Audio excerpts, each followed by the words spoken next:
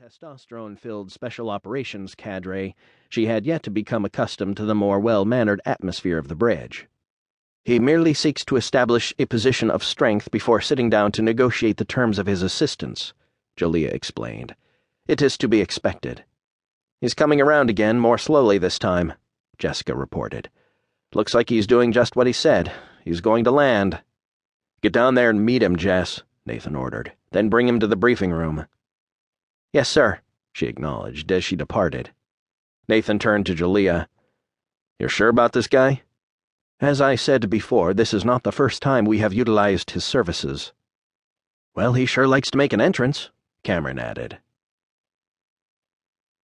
Jessica came to the bottom of the ramp to find her partner from Special Operations, Enrique Mendez, waiting for her. He carried a standard-issue, close-quarters automatic weapon slung over his shoulder and a handgun holstered on his belt. Miss me? Enrique held out a weapon for Jessica, smiling at her as she approached. It was the standard Mr. Charming smile that he always tried on the ladies. She had always told him that it didn't work, but he never listened. Medical already cleared you for duty? She looked at his hip, noticing the abnormal bulge from the bandage under his trousers. I didn't ask, he admitted. Jessica shot him a disapproving glance as she took the weapon from him. Hey, I'm good to go, baby. Is that right? As she passed by, Jessica patted the bulge on his thigh where he had been wounded a few days ago, causing him to wince slightly.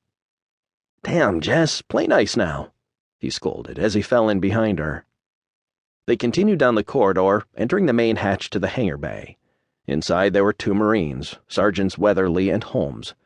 Thus far, other than Enrique, Weatherly and Holmes were the only other people on board that she was sure could shoot straight. Should only be one guy on this thing, she announced as she entered. But he appears to be a bit on the arrogant side. Either way, let's play it safe, got it? Yes, sir, they both agreed. Enrique, you and Holmes take starboard. We'll go port side. 45-degree attack angles. If it gets ugly, try to maim, not kill. She didn't wait for a response.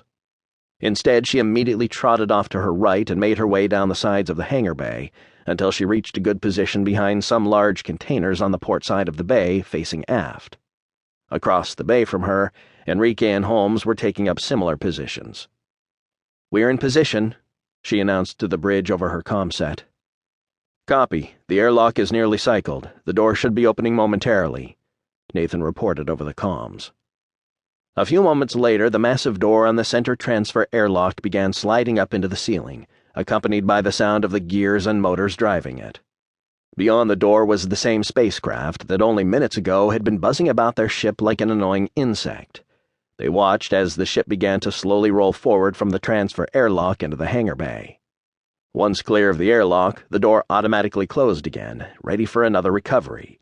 Even though they had left Earth without any of their auxiliary spacecraft, the airlocks were automated so as to enable the launch and recovery of spacecraft, even during complete control failures. Unlike the time she had lain in wait for the arrival of Merrick's ship a few days ago, this time the hangar was fully lit, and she made no attempt to conceal her position from their guest. As a counter to his arrogance, she wished him to be fully aware that his presence did not intimidate them. It was simply another angle of the psychological side of warfare that she had been taught in Spec Ops. The small ship rolled to a stop, its engines winding down as its systems vented unknown vapors. The ship had a long cylindrical fuselage resembling a flattened cigar, with short stubby wings and a pair of tail-mounted engines. She had numerous maneuvering ports located all about her fuselage, but from what Jessica could see, the ship was unarmed. A small boarding hatch about a meter aft of the cockpit window suddenly swung downward, becoming a boarding ramp complete with small steps that folded out automatically as the hatch fully deployed. A slender man in his mid-30s, with jet-black hair and a melodramatic goatee, stepped out through the hatch and looked about. He immediately saw the 4 weapons pointed at him from either side of the bay and assumed a submissive posture, his hands forward and held up for all to observe their emptiness. I carry no arms, he announced. I pose no threat to you. Keep your hands up where I can see them and we'll have no problems, Jessica instructed confidently. The man looked at her for a moment, finally deciding that she was not the type that would have a problem pulling the trigger if necessary. As you wish, he agreed, holding his hands up even higher and farther away from his body.